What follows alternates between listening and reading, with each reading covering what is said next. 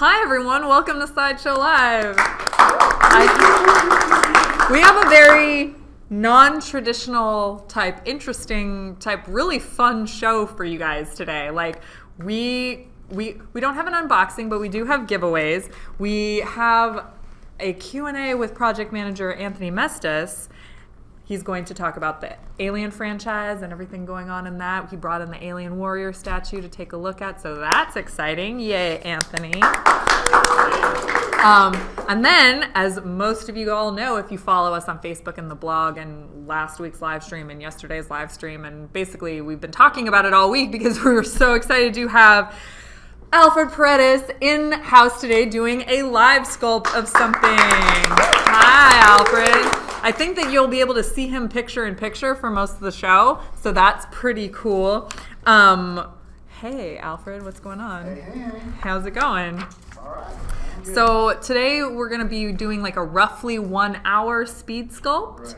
And we asked fans to choose. I'm sorry for those following in the room. I'm skipping around a little bit so we can get Alfred started. We asked fans to vote for the Joker, Wolverine, Hulk, Zombie, or Artist Choice. And what will you be sculpting today?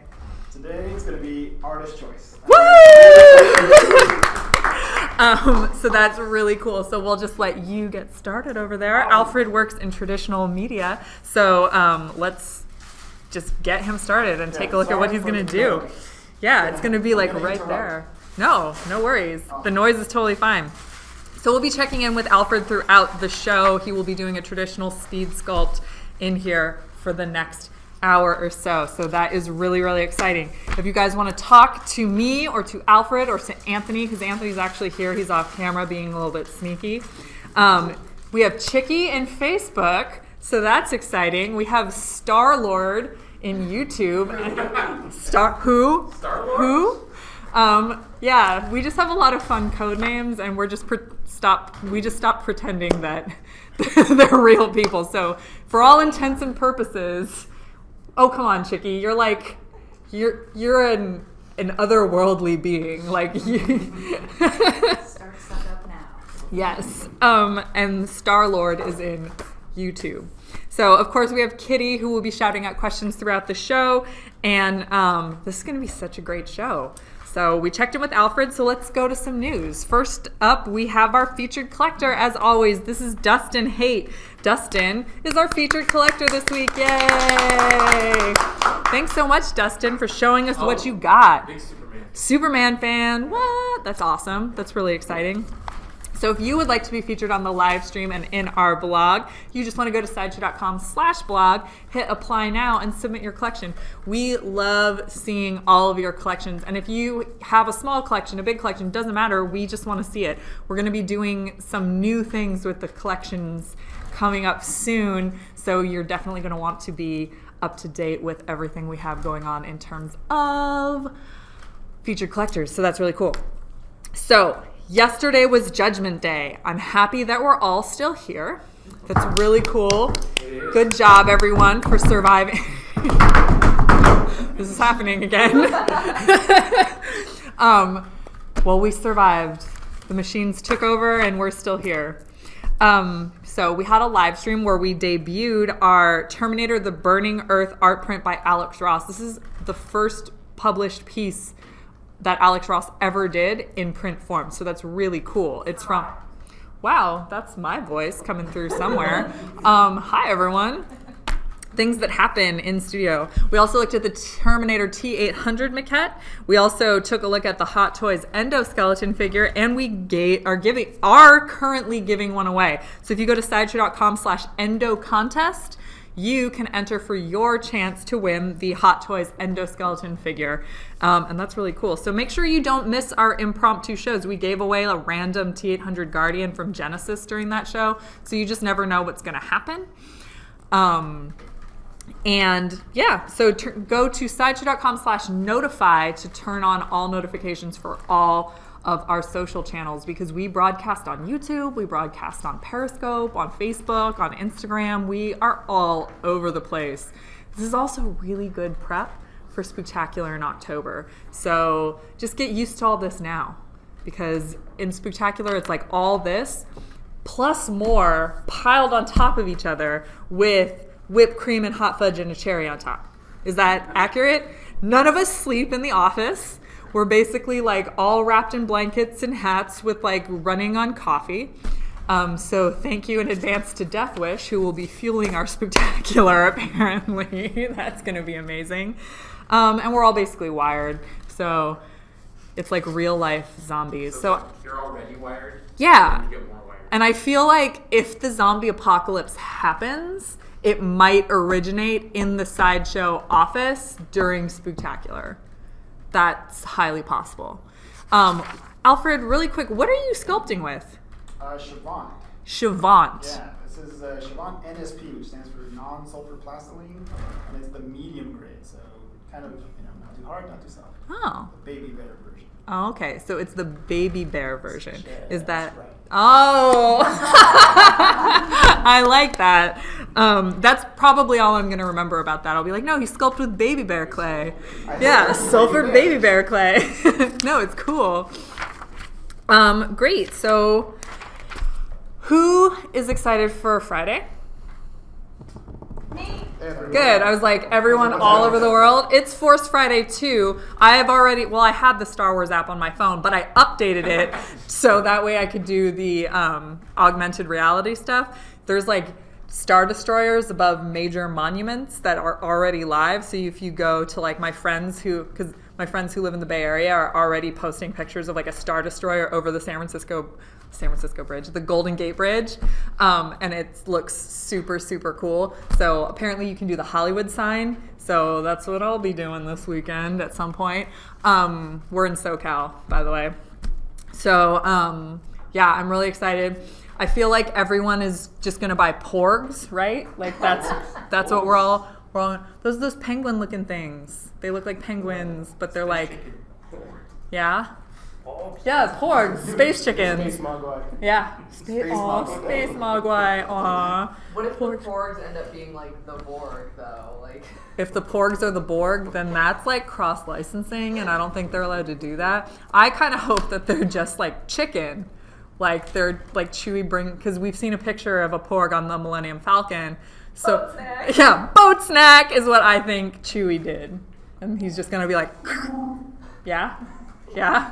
And then everyone will cry. Aww.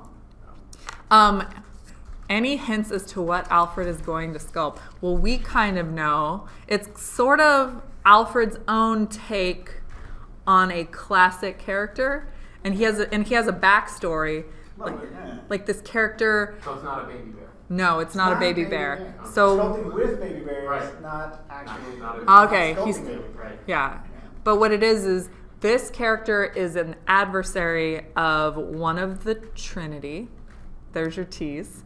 And Jesus Christ. I know. They wanted a tease. We got to give the people what they want, kind of. So he's an adversary of one of the Trinity, and he shot himself up with another adversary's serum. And that's Now it's out there. yeah, well, let's see.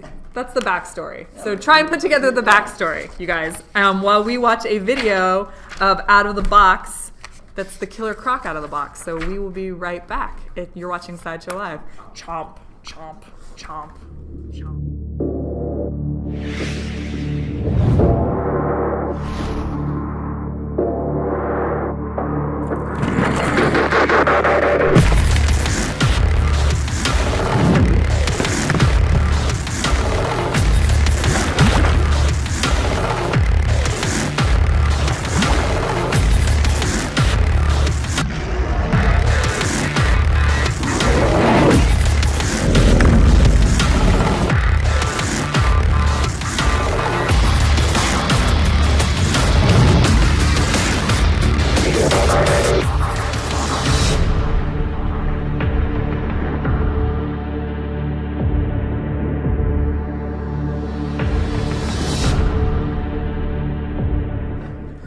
This is why you can't make me laugh right before you go back on camera. Hi, everyone. Welcome back to Sideshow Live. We are taking a look at this amazing Green Lantern statue by Prime One Studios. I believe this one was done in partnership with us. Yes. So this was done in partnership with us, and this debuted at San Diego Comic-Con this year. And here we go. Let's take a 360 look at him. The exclusive on him is a swap-out portrait, which I think we have. Thank you. What's the difference? Oh, he's smiling. Okay, that does make a difference. He's very serious in this. You can't see his face? Oh, how do you see his face? This way? You can see his face? Yeah. Thanks, Jimmy. You're welcome. That joke's not going to get old for me. He is limited edition to only 500 pieces, and this is an advanced prototype, so it is very fragile, which I should have read that note before. I was like, blah, blah, blah, blah. But I didn't. You know, I think you kind of, He's fine. you kind of go on the assumption that Yeah. everything's kind of fragile. Everything is pretty fragile. Everything in your vicinity is pretty cool. Yeah. That's why one of the PMs, when I go into his office, is like, hands behind your back, because I get really excited and touchy. And he's like, hands behind your back. Okay, sorry. So yeah, here you go. This was developed and manufactured in partnership with us. Who I turning it this way? And he's currently available for pre-order on our website. So if you go to sideshow.com/Hal, because it's Hal Jordan Green Lantern. I know saying Green Lantern is like a very generic thing because which one could it be? And this guy, this is really just Hal. Like, who else looks like him? Does it light up? Does anyone in the room know? Because it's not in my notes. No, it does not. Oh, we don't know. It lights up your life. It lights up your life and it lights up your collection. And I feel like with this translucent Green Lantern goo, which is the official term, you could put a flashlight behind it and it will look like it's lit up. It really depends on display, guys, doesn't it? You can hide the flashlight with like some more lantern goodness. Yes? Oh, come on. I totally do this with my collection. Like you just make it work the way you want it to work. If you want it to light up, you just put a flashlight there. Or something. Done. Like, Yeah. You know what's a collector's friend? Those battery-operated tea light candles. Because you put it there, it gives off more light than you think that it does. And they're tiny, so you could definitely hide it behind this base. And then you're ready for Halloween. And then you're ready for Halloween. You're ready for, like, mood lighting. Yeah, Green Lantern mood lighting. This is happening. Anyway, this is specifically the Green Lantern from the New 52. So you can tell that because of the costume. It's a little bit different than the traditional Hal Jordan Green Lantern costume. It has more of like the New 52 kind of armored look to it. He stands, it says 23 inches tall, but Oh! what? Official tape measure. Official Sideshow Live tape measure. Oh, look at that. 22, it's about 22 inches tall. This thing says 23 in the notes, so about 22, a little bit over. So we can round up. It can be 23. And something really cool is they used this high-quality translucent resin, which you can see right here, and it's to make lifelike looking skin because skin has a whole bunch of layers to the organ, and this just makes it look a lot more like real skin, and it's pretty cool. I think so. So if you want to pre-order him right now, you can go to sideshow.com/Hal. H-A-L. It's pretty easy to remember. So that's what we have for this. Alfred has like a whole like person already while we're checking in with him, picture in picture. He's like a person. It's a very lumpy person. But he has like pecs and a head and a neck, and you can see like basic muscle structure already. Beginning. Yeah. You said speed sculpt, right? Yeah. Wow.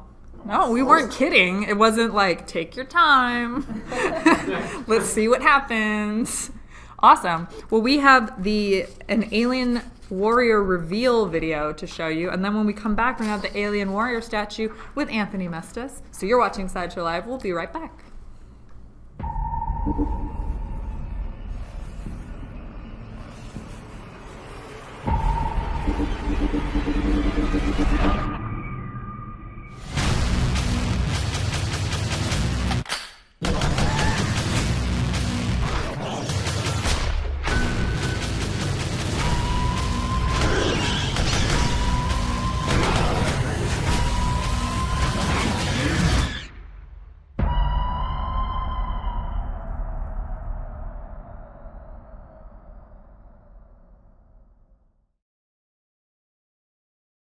everyone. We're back at Sideshow Live with special guest Anthony Mestas. Hi, welcome back. Anthony. Hi. Good You're to like be one here. of our few reoccurring guests. Yeah, it's the second time. Yeah, so this will be I'm fun. flattered.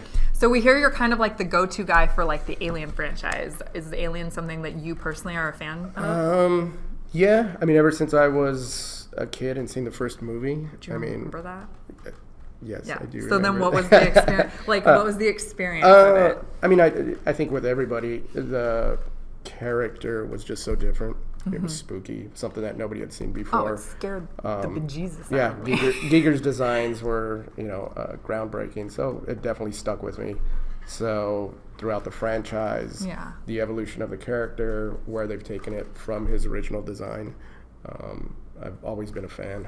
So it's been great that we've been doing pieces based on the franchise. Do you have like a favorite of the Alien franchise? Like your favorite incarnation of the Alien? Yeah, that's a tough one. Obviously, the first one Yeah. is one that really That sticks when he with comes you. out of the wall, Yeah, like, the movie was so dark and so and scary. Yeah, so different. But I'm also a huge fan of the second movie, Aliens. And I think out of that, the warrior itself was a great design, but the queen. I think the queen is one that really sticks out because that's where it took such a significant change from the initial design, but still kept within the basic design elements. So for this one, we changed a little bit of the design element to make the tail longer. What was the decision? Yeah, behind so when we were looking at revisiting the Alien franchise, we've done plenty of statues in the past, everything from 1-to-1 busts, half-scale busts, statues. This time we wanted to kind of take a look at these pieces and do more of an artistic kind of interpretation, keeping with the character from the movie without straying too far, but give it a little bit of artistic twist and putting it in a composition where it's not directly from a frame from the movie. Yeah. So with this piece, we designed the base to simulate like some of the hive from that the queen is in, and all the structure that's that the very alien, even the back right here is very clean. but it's not exact. It's not exactly. Yeah, It's just but when you see it, inspired it's by? very Giger-esque, and it's very Aliens. The paint scheme where you have the pearlescent purples and blues and all of this weird bioorganic material. Totally. But back to the alien, so we wanted to give it kind of an artistic, kind of standalone presentation, which allowed us to kind of even, I wouldn't say I guess you could say exaggerate on the tail for composition, just to get a nice flow to the piece and for kind of sure. a visual composition. We kept with the design. The overall design is basically the movie character itself, but the tail we did extend a bit just to kind of give a nice visual flow to the piece. Do you have a favorite Alien project that you've worked on here? I would probably say that would be our PF Alien from the first movie, the big giant yeah. one. That one was great to work on. How many Alien pieces can you remember? How many you've worked on? Off the top of my head, there's quite a few. Yeah, like 20. Yeah, I mean, I worked on the bust and the quarter scale alien warrior and the statue. There was quite a few of them actually, and even up to this point. And do you have like a specific thing that you like to include on them? That's like, because I know, I mean, with me and things that I'm a fan of, when I look at a piece like this, I want to know, like where, like what references to the fandom are on here. Yeah, I mean it's different with all of the aliens. Oh yeah, for sure. But I mean, you really have to kind of, there's always, and it seems minor, but in the Alien movies, they always had like a high chrome-plated teeth and the fingernails, which, I mean, it's very minor, but it's, anybody who's a fan is a stickler to make sure that those are in there. But overall, it's a tough thing, especially when it comes to paint, because in the movie, say for Aliens, they dropped a bunch of blue light onto the pieces. So in the movie, they look blue. They're running around fast, so they're blue and purples. But if you look at the actual prop that Stan Winston Studio did, it's browns and blacks, to get the Really? contrast. Yeah, so it's always a weird thing because if some fans want to see, the prop some Yeah. fans want to see what's seen in the movie. I like to lean towards what's visually on the screen because that's Yeah. what everybody remembers. Right. Yeah, And so. for people who, can be I don't want to say casual fan, but if you've just seen the movies, like I have no idea what the original props look like. I just know what Yeah, what not I every- see in yeah, the movies. not So everybody does. Yeah, they're exactly. like that is what you see in the movies. I feel like We've got Armand in Facebook asked for both of you, which of the Alien movies is your favorite, if you have one? You go first. Aliens. Dang, I should have went first. Aliens. Just getting Ripley into that power loader was like one of those moments in like, whoa. Like I remember because I was fairly young. My parents probably let me watch these before they knew what they were letting me watch. But I was like, yeah, when she's in the power loader. And I just remember that as a child thinking that was really cool. And that has stuck with me throughout the years. Yeah. It's tough. I'm torn between 1 and 2, Yeah. just because 1 was the first one and the design, and the second one is kind of a different movie. It's more of like, Marines in space. They like to refer to that, where it's more of an action movie, whereas the first one is, a sci-fi horror movie. Definitely. There's definitely like very different vibes Right. from that one. Like you just sit there and it's like a slow build that creeps you out versus like Very punch, claustrophobic. punch. Yeah, very dark. Very claustrophobic. Very, very creepy. You rarely seen the first Alien until towards the end of the movie, whereas in the second movie, I mean, they're in your face, they're coming at you, they're running and jumping all over the place. The big reveal was the Queen, though, which was awesome. Amazing. So J2M20G asks, is this from Aliens instead of Aliens since the skull isn't translucent?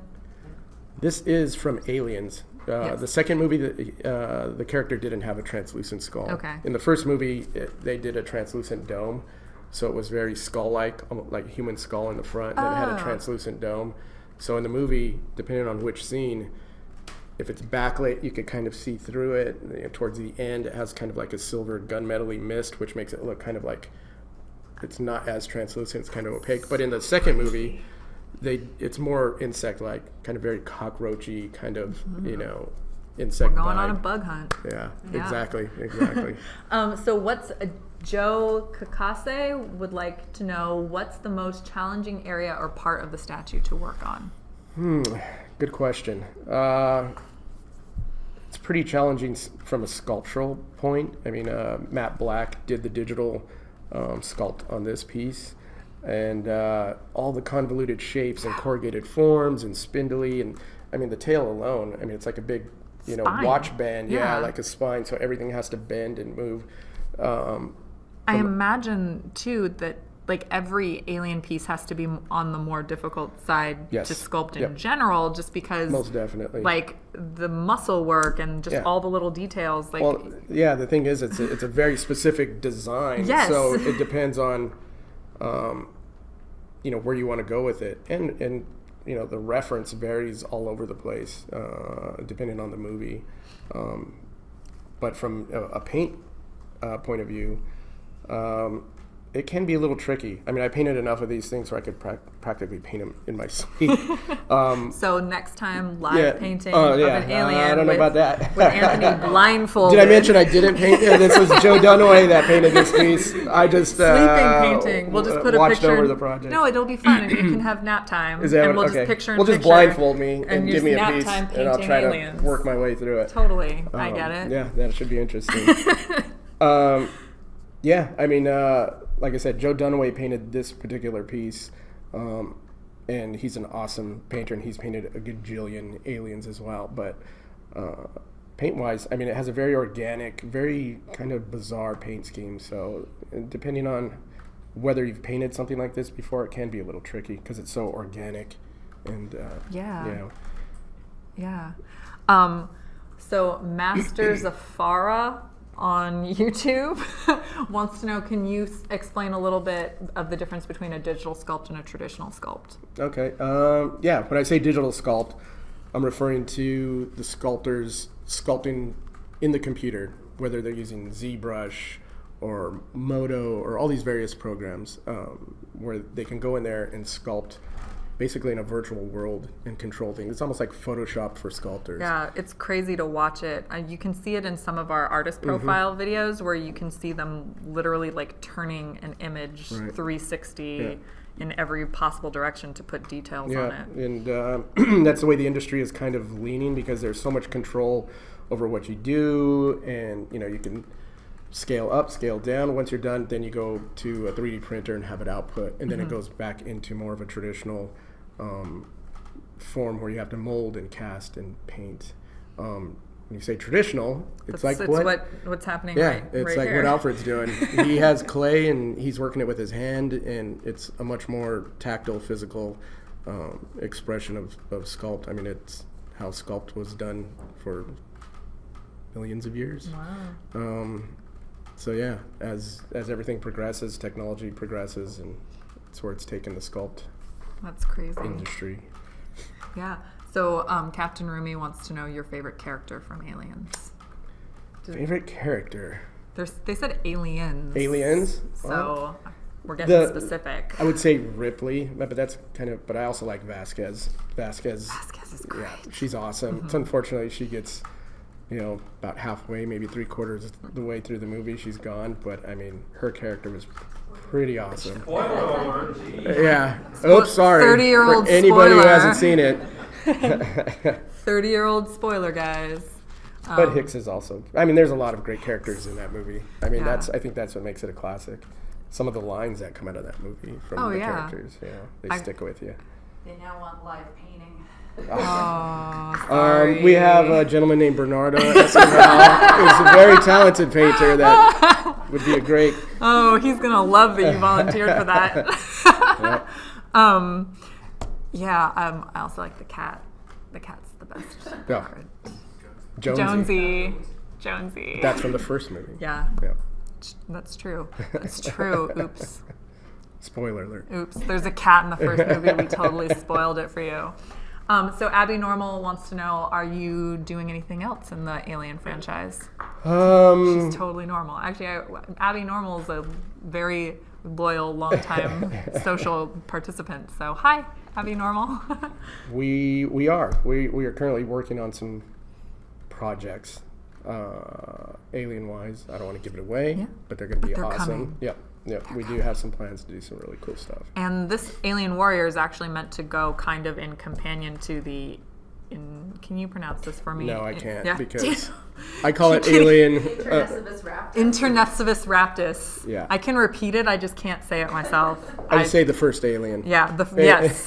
Yeah. The first Alien. But yes, this The piece, Giger alien. Yep, this piece goes in the same line.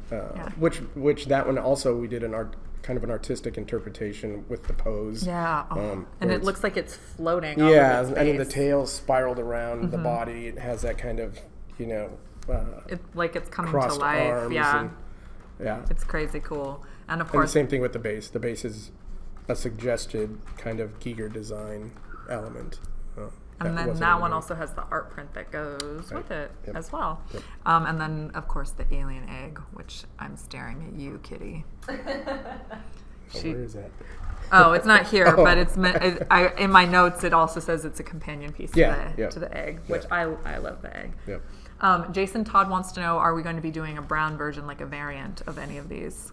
As of right now, there's no plans to do any color variants. But never say never. Who Yeah. knows? Yeah. Yeah, if you guys want it, Yeah. you have to show us you want it. Yeah. I think once again, we tend to lean towards what's seen on screen as Yeah. opposed to, because we do a brown one. There'll be some people that get it, but I think a majority will be like, Alien wasn't brown. I don't understand why that's Yeah. brown. So, There you go. yeah. Zach Lewis in YouTube wants to know: do you think traditional sculpting will eventually become a thing of the past? Alfred earmuffs. Alfred. Alfred earmuffs. Oh no. I personally don't think so. Yeah. Even though we do a lot of digital sculpting, we still have to have a hands-on with the final pieces, whether it's fitting or refining or cleaning. But There's just something who's about to say? that Yeah. like touch. Yeah. You know. Yep. Definitely. Yeah. I mean, I'm not an artist at all, but I hope that No, I I hope don't- that traditional sculpt yeah. would never It'll never never go ever away. die. So do I. Awesome. So I hear you're going to stick around for the general Q&A that's going to happen in a little Yeah, bit. I think so. Cool. Well, if there's no more questions specifically about the Alien franchise, we are going to show you the Alfred Paredes Artist Spotlight. Yeah. So we're gonna watch that. We're gonna watch that. that, and then we're gonna have a Q&A with me and Anthony and Alfred. So All right, well, grab your tissue. Yep. All right. Get ready. we'll be right back, guys.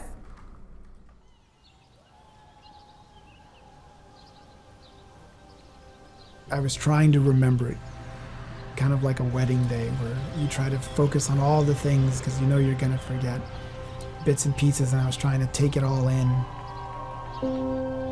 I knew that this wasn't something that a lot of people get a chance to do. And what would happen that day would change my life forever.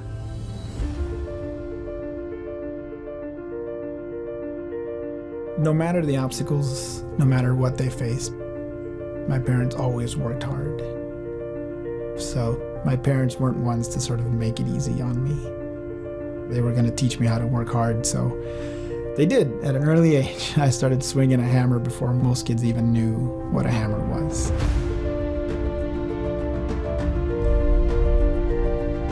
I didn't really want to go to college.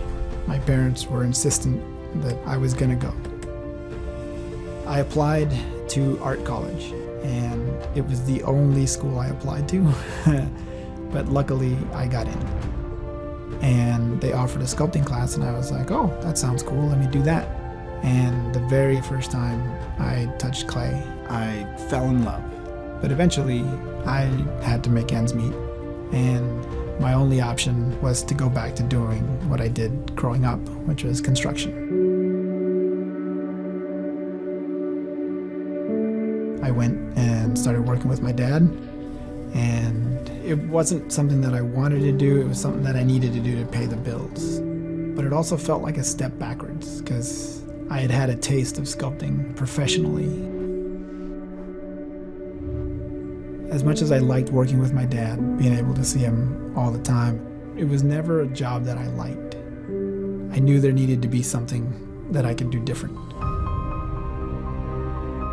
I started taking a week off about every 3 months just to get something out, just to get some creativity out.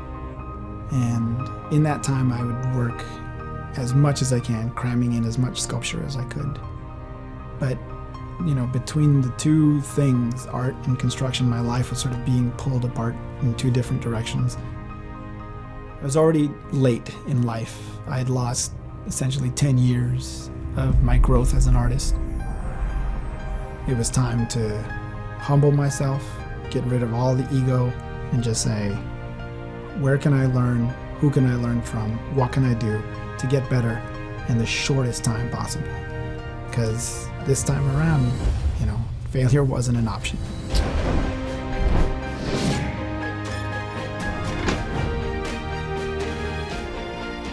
People started to recognize that I was good at what I did. I was approached to do a monument, and knowing that this isn't an opportunity that people get, I said, yes, absolutely. I got to sort of have a moment with my dad because he got to see that after all of the hard work, now here I was with a big monument and a giant, you know, sort of credit to my name. And he got to witness that, and he knew that I got out of construction for the right reason. The Lucky Baldwin unveiling was on April 16th, 2013. A year later, to the day and almost to the hour, we were burying my father. Every year it comes around, it's both a happy memory and it's also a sad one. It's weird to go through it in your head so many times and you're like, no, I'll be fine, I can say this out loud. And you just can't get through it. When my dad passed, I knew he at least had the memory of me succeeding. He got to see one of the biggest crowning achievements in my career, even to this date.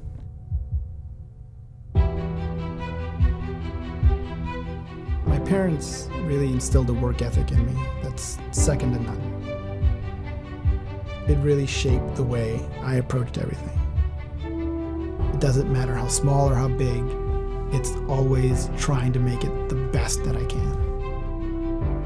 My parents always said, work hard, be your best, get the job done. That's what my parents did, and that's where I got that attitude from.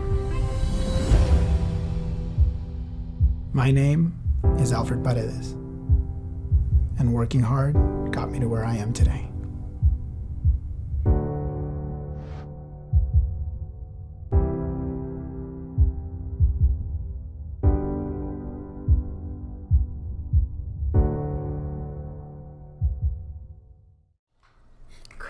Hi, everyone. It's like everyone's being so quiet. Hi, everyone. We're back. Hi. So we have our Q&A segment, which is always the most interesting and the most fun, I think.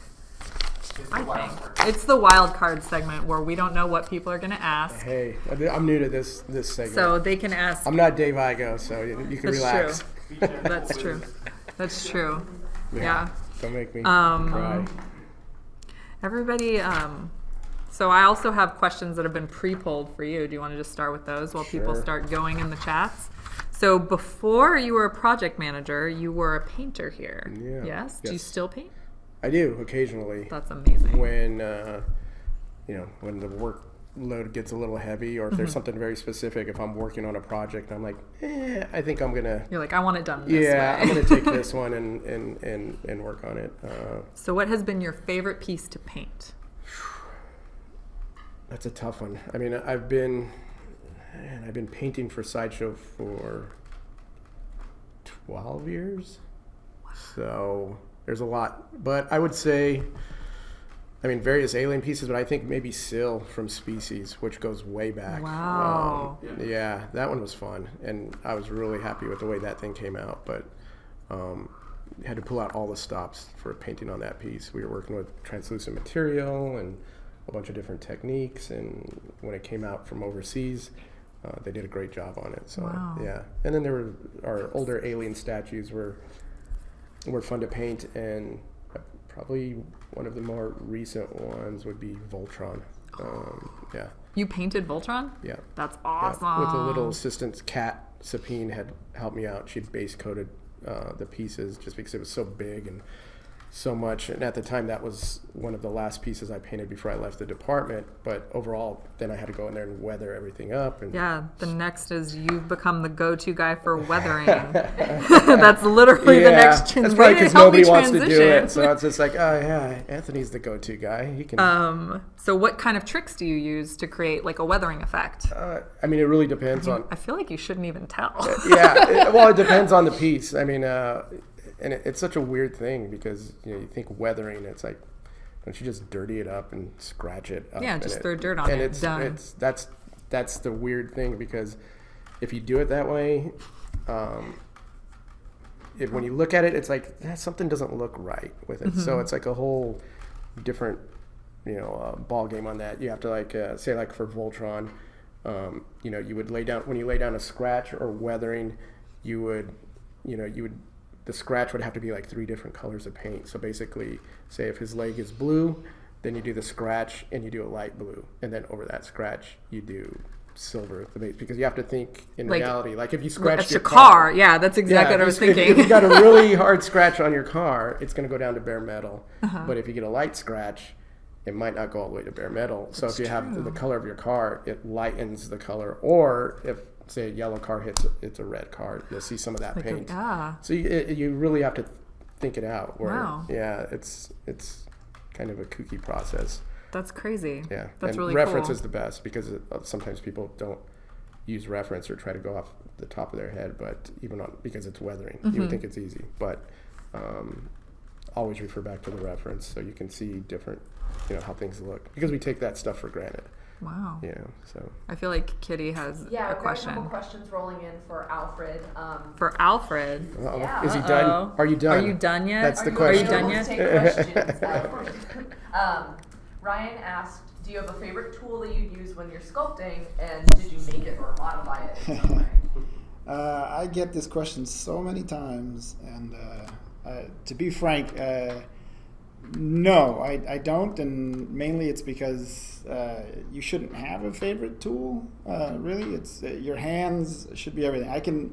I've done this with just my hands and this thing here. That's it. Like if you give me a popsicle stick, I'd still be doing just what's on here. It's not the tools. I have dozens and dozens of tools, but they don't really, it's not really about which tool. That being said, over the years, I've gotten it down to about, a half dozen tools that seem to come out for every sculpture that I work on, whether it's big or small. The same tools keep coming out, and I'd say half of them are ones that I've made myself.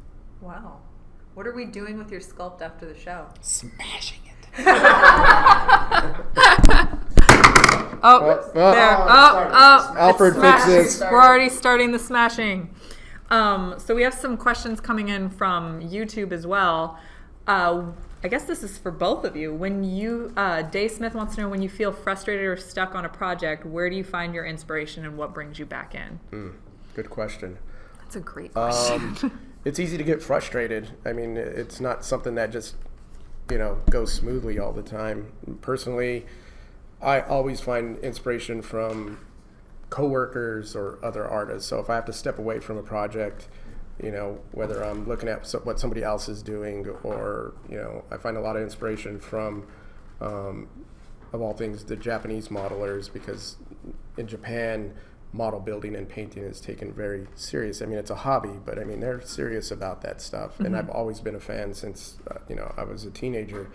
So sometimes, now with the advent of the internet, I can get on the internet and just browse and look at stuff and kind of pull myself out of it. Or sometimes I just need to walk away from the project, because if you sit there and you're on a deadline, you can get wrapped up and you're looking at something over and over, and it gets a little cloudy and you're like, you could actually think this looks great, and then you step away to go get a drink or go get a bite to eat or something, and you come back and you're like, did somebody come in here and mess with this while I was away? Because you're getting a new fresh look at it, and a lot of times you need that so you can go back in and go, okay, I was kind of veering off, in a different direction.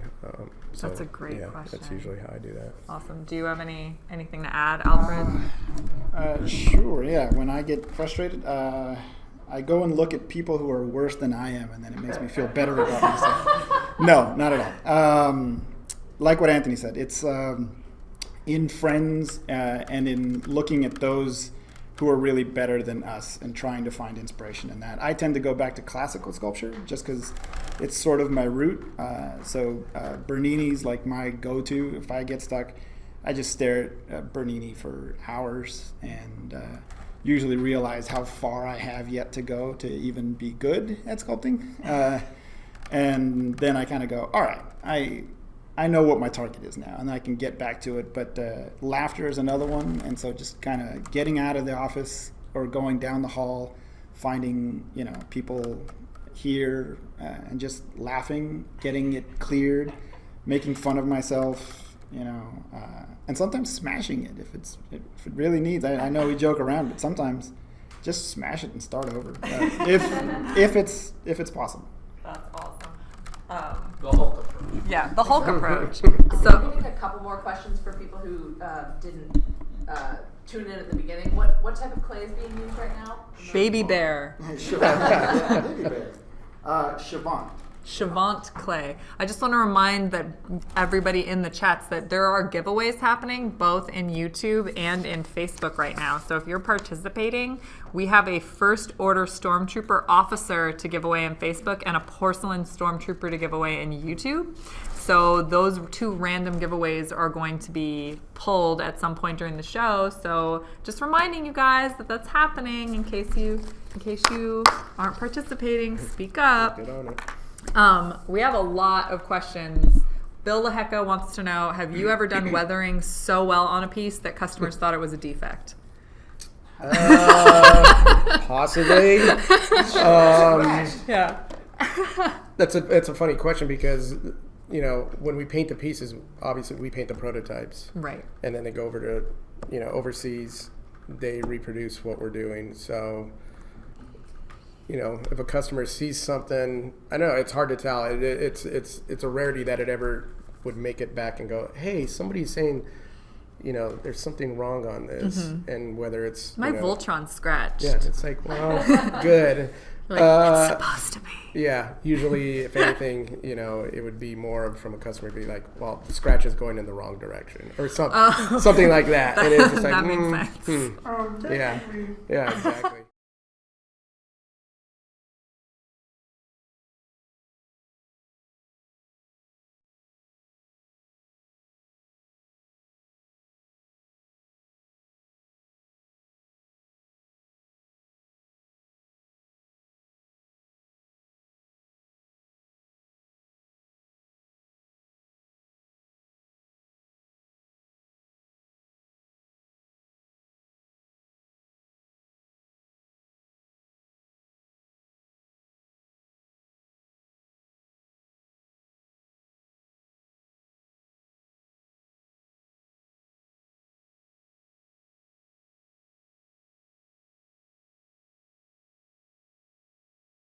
Conversation that everybody's missing. And then it's like right here. Okay. We back up. And we're back. It looks like we're goo.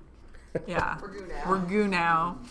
Sorry about that. Technical difficulties, but Yeah, I'm not sure when that cut out, but I was just saying weathering is such an organic, it's very organic, but it's very specific, which makes it kind of difficult. Yeah. You know, it has to look like this, you know, the character actually was in that fight, Right. not or even like on buildings or anything like Yeah. if it's like water, like weathering and drips are coming down a building or something like that. The drips can't start veering off this way, which, you know, they have to.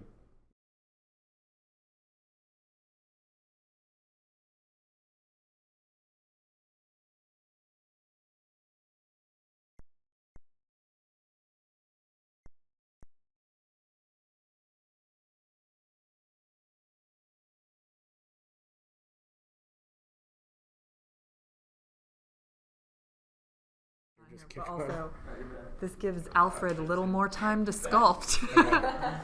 All right, so Batman Statue Collector says, what dream piece that you would work on? If you could work on. Extra wording. Yeah. Yep. Words, Susan. Yep. What is a dream piece that you would work on if Sideshow had the license? That's a good question. Alfred, would you like to answer that? Sasquatch. Give me some time to think. Sasquatch. I'd love to do a Sasquatch. Alfred would That love would be to. if we revisited a Sasquatch. We Yeah, did do a Sasquatch. We did a Sasquatch. I know, but Alfred wasn't come on, here that's then. Not, Yeah. Yeah. Yeah. New one. We need to do like a cryptozoology line and do I Sasquatch agree. and Loch Ness Yep. and I'm all about the it. Mothman, a Chupacabra, Jersey Devil. Jersey Devil. Oh, that would be cool. Yep. Yeah, Mm. yeah. I'm all about it. Let's do Yep. it. There we go. That's There a good we go. question. That's a great question. Yeah, I don't know. I have too many likes. And being a big Predator Alien fan, so we've done some of that. I'd love to do another Pumpkinhead piece. We did a Pumpkinhead with Stan Winston Studios years ago. Yeah, yeah. And it has a big fan following. It's something that's kind of been a little neglected, but I have two that are like obviously, this is for you guys since Okay. you would be working on them. Mike Myers on one side and Harry Potter on the other side. Harry Potter. Wayne's World? So Wayne's World. Yeah, just Mike put them Myers. together. Yeah, actually, 80s and 90s movies. Yeah. Harry Potter would be dope. Harry The other Potter. one I'd love to do a Monkey King piece. Yeah. Oh, Game of Thrones. Cut and sew on that would be so Oh my God, Game of Thrones. Or Princess Bride. I would want to do a Princess Bride. I would love to see some Avatar: The Last Airbender. Ah. Oh my God. This is where it's going to go crazy Yep. right now. Yep. Appa, Aang writing on Appa. diorama. Make it happen. I would like to see legendary scale Rick and Morty. Oh my god. Half scale Pickle Rick. Oh my god. All about it. That's, Sculpted? Yep. Because it's half Alfred's. scale? oh, Yep. There you Pickle go. Rick should have been your speed sculpt. Pickle Rick! Look. Oh, okay, you're right. Fair. Dave Cundy wants to know, does Alfred envision the colors on his sculpts or Never. no? The answer is no. Wow, that's quick. he just shook his head and said no. I know how to paint a little bit, and actually Anthony has been one of my teachers along the way, but painting does not come naturally to me. So in the end, I sit and look and spend a lot of time just trying to envision something, but I don't do it nearly as well as Anthony and other painters. So Thank it's you. never really. Alfred, we've had audio problems, so I didn't move the mic over to him, but Anthony has been an inspiration to him in terms of painting and a teacher throughout the years. So I'll give him his that's cool. $20. Lunch is free today. So for both I feel like this is a trick question, Ben Darling. Any future sculpts that you're excited to handle? They can't talk about that. Nice try, Ben Darling. Handling them. Yeah, we're handling. Anyway. Yeah, can't give anything away there. Some fun ones that just say Nice yes, Jedi yes, mind trick. yes or no. Didn't work. Are you excited for future things? I am excited about some very specific future things that will be coming out. So Sean Sosa for Alfred wants to know, have you ever wanted to scrap a piece but just pushed through it and it became great? Yeah, I guess. I think that's every piece. Yes. You're watching him do it now. Yeah, every piece goes through a phase where it's just like, this is not working. I don't think I've had anything where I was, from beginning to end, I was just like, I agree I'm with the that. best, I'm the It's never that way. I always feel like I want to destroy it. I'd say, like, actually destroyed an entire piece and started over. I've maybe done that 2-3 times, but I've definitely destroyed major sections of sculptures before. I have no problem, like, taking this entire head off and just starting it over if I don't like it. That's wow. and I do it constantly. JJ wants to know, have you guys been binge watching anything recently or have a show that you love to watch? So a non-artist question at all. Well, kind of. I'm about to binge watch the last season of Game of Thrones. I waited so now that it's done, so I'm like, all right, Did you avoid spoilers? Yeah, believe it or not. That's why I have to watch this it. office? Yes. I think everybody knows that, if they watch it, they'll start saying it, and I'll be like, because they, I'll be like, hey, I haven't had a chance to watch this. Good for you. Yeah. Loud conversations with Tim in his office. But every conversation with Tim is loud, so I just block it out. So you just have a Tim filter on your head. I understand that. Yeah. Rick and Morty, like I said, I love that show. show's so good. That's like my go-to show. I'm so obsessed with that show. I finally got Kitty to watch it, and she binged watched 2 seasons in it's a so weekend. funny. Yeah, people will be like, I don't know, that looks stupid, and all they got to do is watch one episode, and they're just like, Yep. they're sucked in. So. And what about you, Alfred? Is there anything you're watching? I've binge watched a lot recently, surprisingly. He binge watched a lot. The last 3 seasons of True Blood. Last 3 seasons of True Blood. Hung. HBO's Hung. That's a good show. That was a good. I never finished that one. Show. That one was pretty. It ended. It just sort of ended. Yeah, it's just like So it's done. Hey, no spoilers. They didn't wrap it up. What else? I've gone back and watched Cheers from the very beginning. Just 'cause I did that with Golden Girls. I've seen every episode of Cheers Wow. and just went back and started that up again. But there's 270. Yeah, I did It's that a with lot, so yeah. I'm somewhere in like the 2nd or 3rd season. So he said Cheers. He's rewatching somewhere in the 2nd or 3rd. What else have I been watching? I don't know. I've been binge watching a ton of. The Grand Tour. The Grand Tour. On Amazon. Basically Top Gear, but. The Grand Tour. I love those guys in Top Gear. That's big awesome. car nets, yeah. I just binge watched The Night of, which I highly recommend. It's so good. So good. Yeah. Did you watch Santa Clarita Diet? No, but That was good. Star-Lord liked that one, I know. That one's on my list now that I've finished Defenders. Like, Yeah. I'm gonna... I'm also Oh yeah, Defenders. yeah, On the list. Defenders. I also Just finished that one. am about halfway through Ozark. Oh. Also good. These are a Watch lot the of entire titles thing. I've never even heard of in my life, so I guess I don't watch enough TV. Gotta get on Netflix. I was repeating. I'm on Netflix. Yeah, I was repeating what Alfred was saying. So for those who are like, we didn't hear Alfred, we can't move the mic, sorry. So I was just repeating it. So Defenders and Cheers, and they were all Alfred. Oh, now I guess the audio's out again. No, it's not? Okay. Well, Christian Wolf wants to know who's your favorite sculptor. I guess, is that for Alfred or for Anthony? Let Alfred go. Alfred, who's your favorite sculptor? I'll repeat what Alfred says since we can't hear him over there. Bernini, I guess. Bernini? I mean, really going down on who I've studied the most and who I've spent the most time, like just staring at their work. Bernini. Bernini is his favorite because he spent the most time with him and the most time studying his work. I've been in Rome and Florence and actually face to face with Wow, that's so cool. So there you go. Eric on Facebook. Yes, and I can't show you that because it's a full nude. Yes, he has, Eric.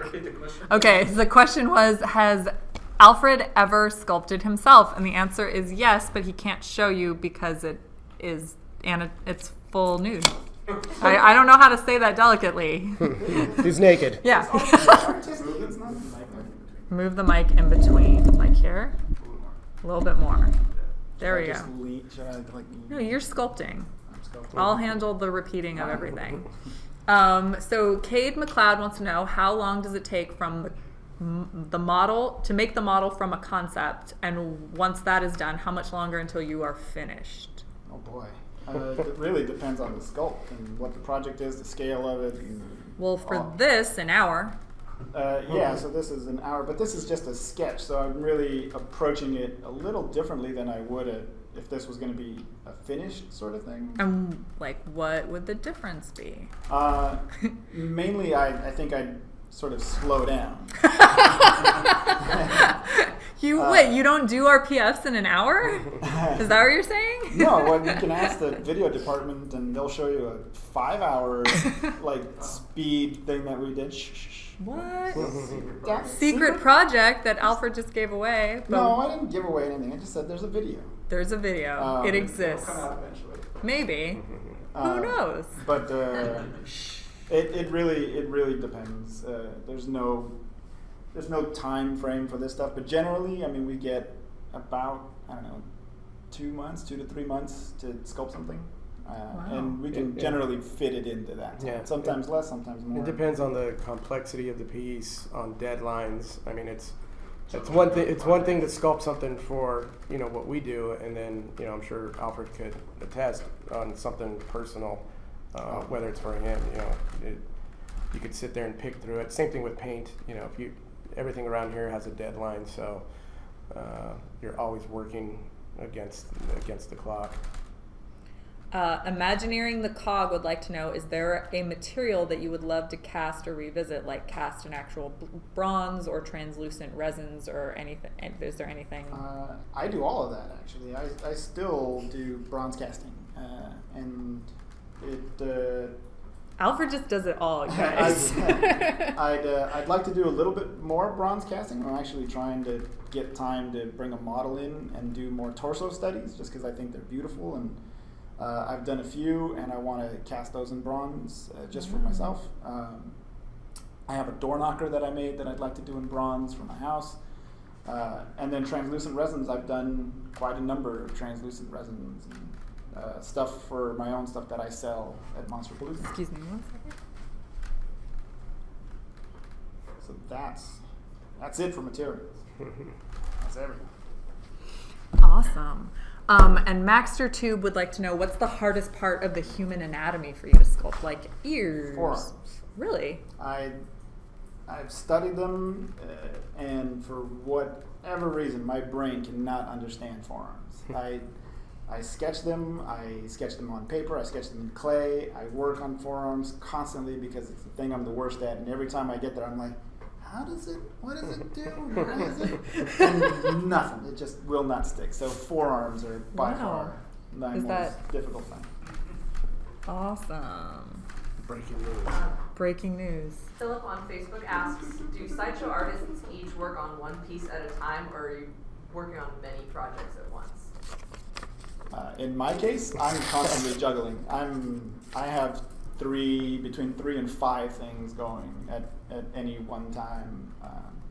So yeah, I'm always juggling projects. Not necessarily sculpting projects, because a lot of my stuff is engineering, fixing, reworking, doing that sort of stuff. So I can speak to that part of what I do, and yeah, I juggle a lot. Yeah, it's a rarity that any of the artists are working from beginning to end on a specific project. There's so much that goes on, especially, in Alfred's case, because he is traditional. He's our go-to guy to do some cleanup work and some adjustments and anything that needs some hands-on work from the 3D models.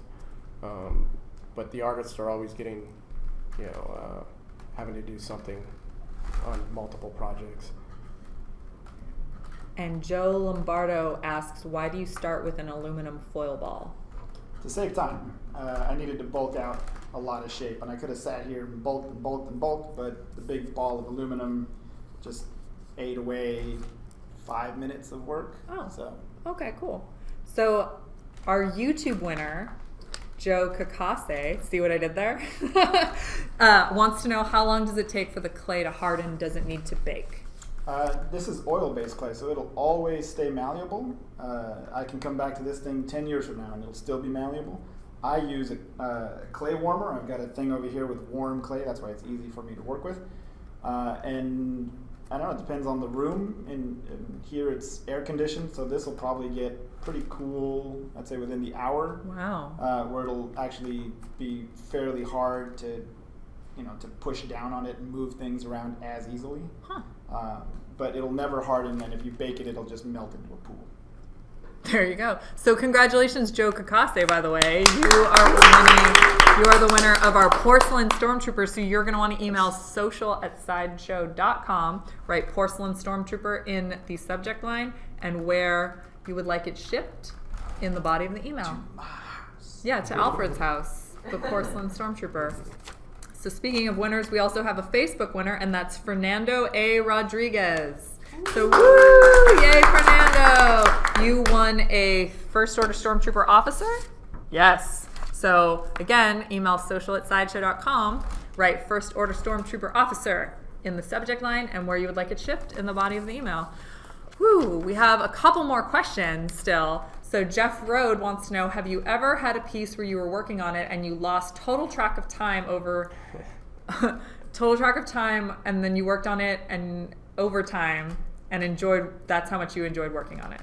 And what was that piece? Oh, yeah, sure. I mean, that happens constantly. I've worked on things here where you just find the zone, and when you're in the zone, you lose track of everything. And I think I've forgotten to clock out. Like, I've just been here and been like, I need to pick up my daughter, and then like run out of here. We had someone watching the live show on Facebook who said this was like a week or so ago, they were watching it and forgot to pick up their child. So someone was watching our live show on Facebook and forgot to pick up their child. Do you remember who that was? No, I don't remember. If you're watching, email me. But no lying. I'll find out. I'll see you. Yeah, we'll know. Anyway, cool. Do we have any more questions from YouTube, from Facebook coming in? Because we've gone an hour, so we need to check in and see what how much he got done in an hour. The winner from last week. Oh yeah, we have a winner from last week. The Iron Man Bones. We unboxed it and gave him away because that's what we do on the show. And that winner is Michael Harcourt from the US. So congratulations to Michael. So let's take a look at the Sculpt. Oh, or just go to the make it the whole thing. So so now Alfred can explain a little bit about what it actually is. Yeah, so I just wanted to play around with some fun ideas, and I thought having a Joker who wanted to take down Batman and decided that since Bane was the only one who's sort of broken Batman's back, why not sort of take his Venom serum and make himself super huge. They kind of played on this a little bit in what is it, Arkham Asylum, the video game, but they used Titan, and he was a bit gross and bones were sticking out and weird. He was like a zombie Joker. Not quite the same concept. I thought this was a much cooler and more accurate sort of thing that Joker might do. Not really giving any care about himself and what happens to his body, just going like, well, let's see what happens. And then off he goes. Now, if someone who is watching wanted to get into sculpting, how would you give them advice for beginners? Okay. I guess, practice, really. You have to do it. You just have to do it a lot. Learn from as many people as you can. Don't, try to think like, I'll figure it out on my own. You're just extending your education for no reason. Don't try to reinvent the wheel. There's tutorials on everything out there, including my own. Google it. Of course, I have to. Yeah. I got a kid to feed, man. But yeah, just learn from as many people as you can. Do it constantly. You have to sculpt constantly, and don't consider any of the work you do precious. Like this thing, I have no problem taking this thing and just destroying it and melting it down. There shouldn't be anything that makes you feel like, oh, but I sculpted this beautiful little thing, because then you're stuck and you won't grow, and you have to be willing to destroy the things that you work on so that you can go further. And it's a thing that beginners do a lot, that the very first sculpture, and they want to mold it and cast it and sell it, and it's like, no, man, it sucks. Embrace that it sucks. Yeah. And like, you're still learning. Don't think that it's done yet. Like, destroy, like, photograph it, definitely, record your progress. But don't keep it. Like, just get rid of it and move on to the next one. I don't have anything from when I was in college. I have one sculpture that remained from when I was in college, which was my first life-size sculpture. That's it. Everything else I destroyed. Wow. So just move on. Yeah. Wow.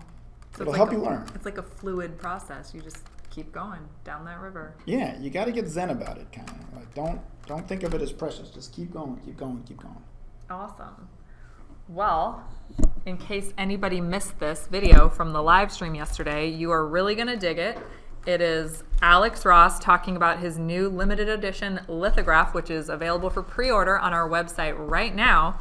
And this is Terminator: The Burning Earth. So take a look, and we will be right back.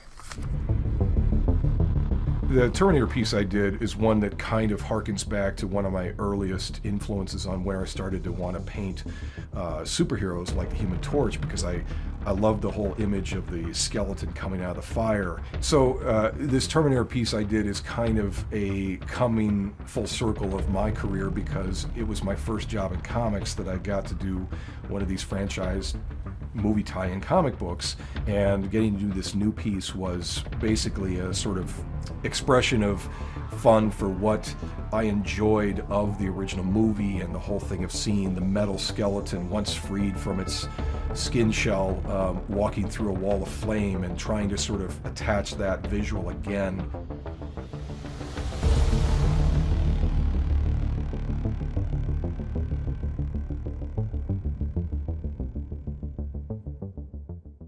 Awesome. That was so cool. It was really cool to talk to Alex Ross about his work, so be sure to visit facebook.com/sideshow artprints for all the latest information about our limited edition print. Pre-orders for Alex Ross's Terminator: The Burning Earth went up yesterday for the framed edition, priced at $320. And if supplies last, the unframed prints will go on sale between noon and 3 p.m. on Friday, September 1st. And that's priced at $150. So the short link for that is sideshow.com/burning earth. We had a great show today. Yeah, totally awesome. great. So thank you, Anthony, for coming on the show Thank you. and talking aliens with us. We hear the chat exploded with aliens quotes while you were talking. it. So Yeah. of course it did. That's amazing. It's such a quotable film. Yeah, totally. So we talked to Anthony about aliens. We talked to Alfred about sculpting. We talked to them both about art and the process and painting and weathering. We apparently dropped a promo code, so congratulations if you got that. Check out sideshow.com/notify so that way you know how to be notified when we go live, when we have a new tweet, when we have a new post going up. You just really want to know. So of course, big thank you to Alfred for coming on the show and being a part of a great experiment, live speed sculpting on Sideshow Live by Alfred with Bane Joker, Bane. Venom Joker. There we go. So that was our show. We have another show for you because Friday is Force Friday. Dun, dun, what are we doing on dun, Instagram? Dun, dun. On Instagram right now? Right after this. Oh, right now. Kitty's going to be doing the after party since Susan has no voice. But we do an Instagram after party after the show every week to show you up close and personal what we have going on behind the set, so that way you guys get a better look at everything that you've been sort of seeing throughout the show. We can get a closer look at what Alfred's been doing, the little details on his Venom Joker bust. And yeah, thanks for joining us. We will be back. We'll be back on Friday for the Force Friday live show, but then we will be back for this main Sideshow Live, same time, same place, 11 a.m. Pacific time, 2 p.m. Eastern time, various times all around the world. I don't know what time it is in your bathroom where you crouch and watch the show, but kudos to you for doing that. Thank you for watching. We'll see you next time. Bye.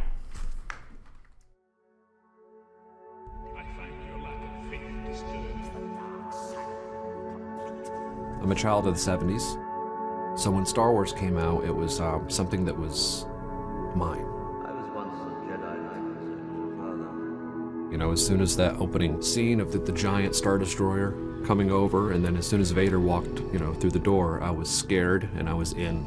I was like, oh my God, this is my life and this is what I want.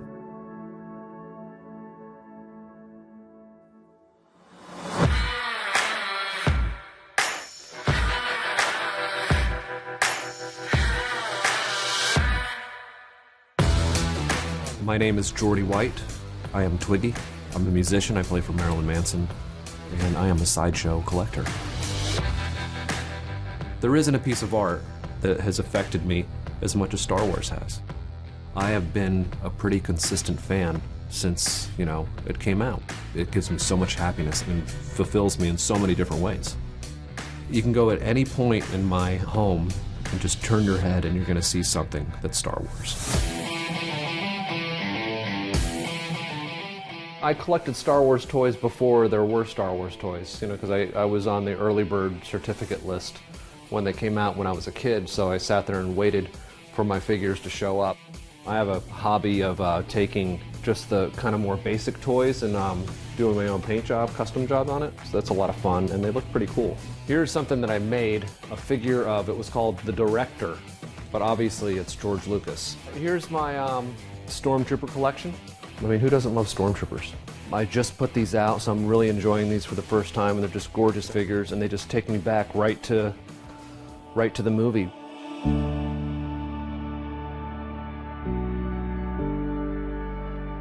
Collecting has completely shaped who I am. It gave me a belief system, gave me lots of entertainment, and gave me an imagination.